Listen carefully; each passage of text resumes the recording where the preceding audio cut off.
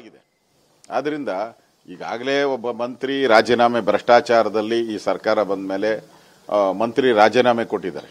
ವಾಲ್ಮೀಕಿ ಹಗರಣದಲ್ಲಿ 198 ಕೋಟಿ ಲೂಟಿ ಹೊಡೆದಕ್ಕೆ ಸಿಕ್ಕಾಕೊಂಡು ರಾಜೀನಾಮೆ ಕೊಟ್ಟಿದ್ದಾರೆ. ಈಗ ಸ್ವತಃ ಮುಖ್ಯಮಂತ್ರಿಗಳೇ ಈ ಹಗರಣದಲ್ಲಿ ಸಿಕ್ಕಾಕೊಂಡಿರುವಂಥದ್ದು ಒಂದು ರೀತಿ ಕರ್ನಾಟಕ ಜನತೆಗೆ ಒಂದು ರೀತಿ ದಿಗ್ಭ್ರಮೆ ಆಗ್ಬಿಟ್ಟಿದೆ.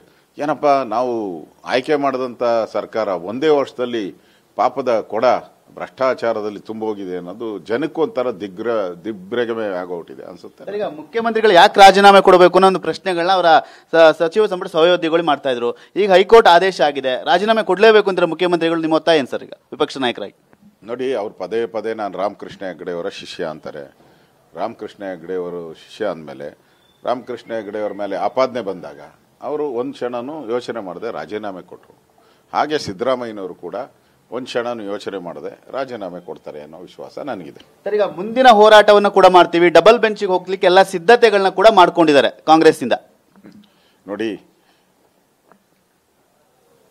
ರಾಜೀನಾಮೆ ಕೊಟ್ಟು ಅವರು ಯಾವ ಬೆಂಚ್ಗನ ಹೋಗ್ಲಿ, ಎಲ್ಲಿಗನ ಹೋಗ್ಲಿ, ಒಂದು ಸ್ಟೇಜಲ್ಲಿ ಅವ್ರಿಗೆ ಭ್ರಷ್ಟಾಚಾರ ಮಾಡಿದೆ ಅನ್ನೋದು ಪ್ರೂವ್ ಆಗಿದೆ. ಈಗ ಅದು ಹೈಕೋರ್ಟಲ್ಲಿ ಆಗಿರೋದು, ಯಾವುದೋ ಇನ್ನೊಂದು ಇದರಲ್ಲ, ಯಾವುದೋ ಒಂದು ಆಯೋಗ ನೇಮಕ ಮಾಡ್ತಾರಲ್ಲ ರಿಟೈರ್ಡ್ ಜಡ್ಜ್, ಅದಲ್ಲ, ಇದು ಹೈಕೋರ್ಟಲ್ಲೇ ಆಗಿರೋದ್ರಿಂದ ಅವ್ರಿಗೆ ಬೇರೆ ಆಪ್ಷನ್ನೇ ಇಲ್ಲ. ನಾನು ಹೇಳ್ತಾ ಇರೋದು, ನೀವು ಕಾನೂನು ಬಿಟ್ಬಿಡಿ, ಜನತಾ ನ್ಯಾಯಾಲಯಕ್ಕೆ ಏನು ಹೇಳ್ತೀರಾ ನೀವು? ಜನರ ಮುಂದೆ ಏನು ಹೇಳ್ತೀರಾ?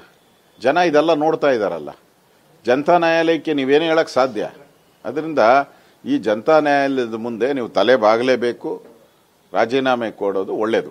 ಸರ್, ಈಗ ಇನ್ನೊಂದು ಪ್ರಮುಖವಾಗಿ ಈ ಹೋರಾಟ ಇಷ್ಟಕ್ಕೆ ಸೀಮಿತವಾಗುತ್ತಾ, ಮುಂದಿನ ದಿನಗಳಲ್ಲಿ ನಡೆಯುತ್ತಾ ಅಂತ ಹೇಳಿ? ನಮ್ಮ ಹೋರಾಟ ನಿಲ್ಲದೇ ಇಲ್ಲ. ನಮ್ಮ ಹೋರಾಟ ಮುಂದೆನೂ ಈ ಕಾಂಗ್ರೆಸ್ಸಿನ ಭ್ರಷ್ಟಾಚಾರವನ್ನು ಪದೇ ಎತ್ತೋ ಮುಖಾಂತರ ಈ ಸರ್ಕಾರ ತೊಲಗೋವರೆಗೂ ನಮ್ಮ ಹೋರಾಟ ನಿರಂತರವಾಗಿ ನೆಲೆಯುತ್ತೆ. ಹಿಂದುಳಿದ ಮುಖ್ಯಮಂತ್ರಿ ಅನ್ನೋ ಕಾರಣಕ್ಕೋಸ್ಕರ ಬಿಜೆಪಿ ಈ ರೀತಿಯಾದ ಟಾರ್ಗೆಟ್ ಮಾಡ್ತಾ ಇದೆ ಸಿದ್ದರಾಮಯ್ಯ ಅವರು, ನಾನು ಒಂದು ಪ್ರಚಾರವನ್ನು ಕಾಂಗ್ರೆಸ್ ಮಾಡ್ತಾ ಇದೆ. ನೋಡಿ, ಹಿಂದೆ ದೇವರಾಜ ಅರಸು ಇದ್ರು. ದೇವರಾಜ ಅರಸನ್ನ ಇಳಿಸ್ತವ್ರು ಯಾರು? ಇದೇ ಕಾಂಗ್ರೆಸ್ ಅವರು ಹಿಂದುಳಿದವರು, ಸಿದ್ದರಾಮಯ್ಯನಿಗಿಂತ ಬಹಳ ಹಿಂದುಳಿದ ಕಮ್ಯುನಿಟಿ ಅವರು. ಅವ್ರನ್ನ ಇಳಿಸ್ತವ್ರು ಯಾರು? ಏಕಾಏಕಿ ಅವ್ರ ಮುಖ್ಯಮಂತ್ರಿಯಿಂದ ತೆಗೆದಾಕ್ದವ್ರು ಯಾರು? ಇದೇ ಕಾಂಗ್ರೆಸ್ ಅವರೇ. ನಮಗ್ ಪಾಠ ಹೇಳಕ್ ಮುಂಚೆ ನೀವೇನ್ ಮಾಡಿದ್ದೀರಾ ಕಾಂಗ್ರೆಸ್ ಅವರು ಅನ್ನೋದು ಯೋಚನೆ ಮಾಡಿ. ಬಂಗಾರಪ್ಪನ ಇಳಿಸ್ತವ್ರು ಯಾರು?